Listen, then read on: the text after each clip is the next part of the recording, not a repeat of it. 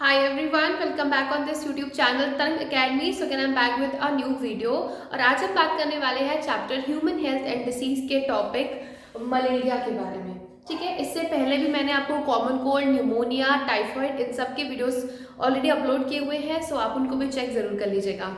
आज हम स्टार्ट करते हैं विद मलेरिया। मलेरिया बहुत ही ज़्यादा कॉमन डिसीज है, आपने नाम जरूर सुना होगा, मलेरिया हुआ। ठीक है, तो बेसिकली मलेरिया होता किससे है? Malaria is basically caused by the protozoa. ठीक है, मलेरिया प्रोटोजोआ से कॉज होता है और उस प्रोटोजोआ का नाम क्या है? उसका नाम है प्लाज्मोडियम। तो कैसे याद रखोगे? ऐसे याद रखोगे MP। MP इसको पता है, मध्य प्रदेश। तो malaria is caused by P। What is P? That is protozoa. कौन सा protozoa? Again P, that is Plasmodium. ठीक है, तो प्लाज्मोडियम की बेसिकली आपके एनसीईआरटी में 3 डिफरेंट स्पीसीज बताई गई हैं, बट इसके अलावा एक और स्पीसीज है। वैसे तो और भी बहुत सारी होती है, बट ये कभी कभी पूछ ली जाती है, इसलिए मैंने यहाँ पर लिखी हुई है, but it is not in NCERT.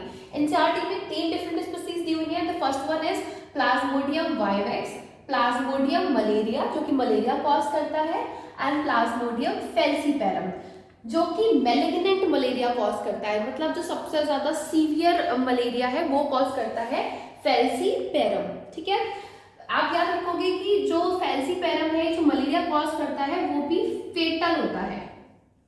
चलो, और लास्ट प्लाज्मोडियम की कौन सी स्पीसीज है? That is oval, not in your NCERT but still important है।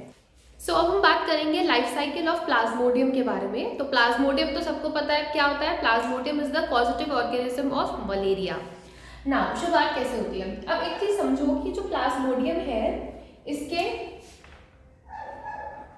होस्ट कौन कौन होता है, इसको कौन कौन रखता है अपनी बॉडी में? तो इसके 2 होस्ट होते हैं।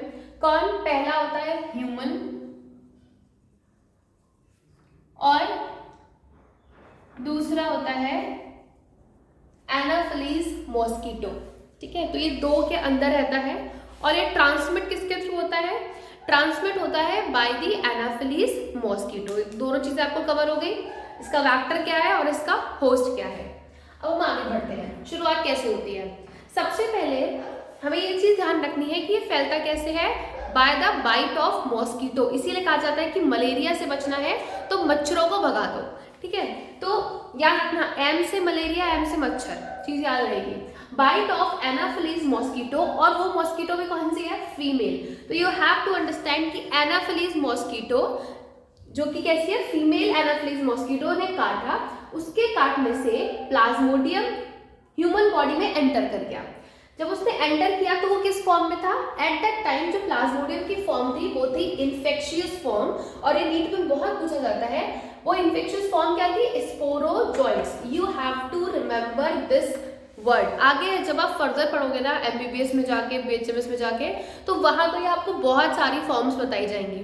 ठीक है, यहाँ सिर्फ एक फॉर्म लिखी हुई है एनसीईआरटी में, तो उसको तो याद रखो कि plasmodium enter in the human body as sporozoite which is the infectious form. Then अब ह्यूमन बॉडी के अंदर जब प्लाज्मोडियम पहुंच गया, तब ये जाएगा हमारे लिवर के पास। लिवर सेल्स को अफेक्ट करता है, तो multiply in liver cells. Liver cells को मल्टीप्लाई करने के बाद ये अटैक करता है हमारी आरबीसीज को। RBCs that are the red blood cells. तो ये आरबीसीज को अटैक करता है।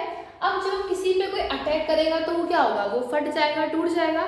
तो जब प्लाज्मोडियम आरबीसी पर अटैक कर रहा है तो आरबीसीज रप्चर हो जाती है, एंड इनके रप्चर होने से रिलीज होता है एक टॉक्सिक सब्सटेंस, जिस सब्सटेंस का नाम बहुत इंपॉर्टेंट है, नीट में काफी बार पूछा जाता है।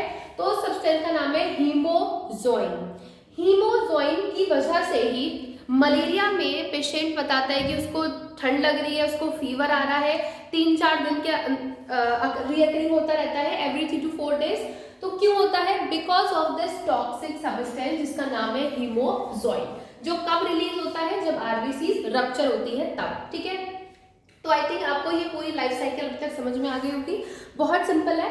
अब बात आती है आगे कैसे फैलता है। ठीक है, अब हमने यहाँ तक तो समझ लिया कि ये टॉक्सिक सब्सटेंस हीमोजोइन हो गया यहाँ पे। अब उसके बाद कोई इन्फेक्टेड पर्सन है जिसको ऑलरेडी मलेरिया है, यहाँ पर मैंने लिखा है जिसको ऑलरेडी मलेरिया है, उसको मॉस्किटो ने काटा। तो अब आरबीसी मतलब ब्लड के अंदर जो है वो मच्छर क्या करते हैं, हमारा खून चूसते हैं।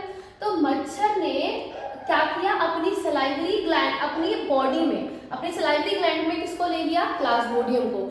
नाउ पूरी एक साइकिल चलती है एनाफिलीज मॉस्किटो के अंदर, और उसके बाद ये किस फॉर्म में बन जाता है, स्पोरोजोइड फॉर्म में, जो कि आपकी मेन फॉर्म है, जो कि इन्फेक्शियस फॉर्म है, जो कि नेक्स्ट अदर हेल्दी पर्सन को मलेरिया कॉज करा सकती है। ठीक है, तो आई थिंक यहाँ पर आपको क्लियर हुआ होगा कैसे कैसे शुरुआत हुई। जो यहाँ से शुरू हुआ था वो फिर जो यहाँ पे हुआ, बाइट ऑफ मलेरिया के किसी पेशेंट को काटा, मलेरिया के उस पेशेंट को काटने के बाद वो मच्छर चल दिया किसी हेल्दी पर्सन को काटने के लिए, और ये पूरा का पूरा सबको मलेरिया फैल गया। ठीक है, तो मलेरिया इन्फेक्शियस डिसीज नहीं है कि आपको एक पर्सन से दूसरे पर्सन को हो जाएगी, कि अगर आज मुझे मलेरिया है तो मेरे साथ रहने वाले किसी और इंसान को मलेरिया हो जाएगा, नहीं, मलेरिया फैलता है मच्छरों से। ठीक है, तो I hope this video help you to understand the life cycle of the plasmodium. This is very important and you have to remember the 2 to 3 words which is highly asked in your examination. That is, first one is the Anopheles mosquito which is female, second one कौन सा toxic substance release होता है, and third one which one is the infectious form. I hope you like this video. If you like, then do subscribe this YouTube channel, share this video with your friends, and also follow me on Instagram by name Tarang Academy and Guinea Ki Waves. Thank you so much. Bye bye and take care.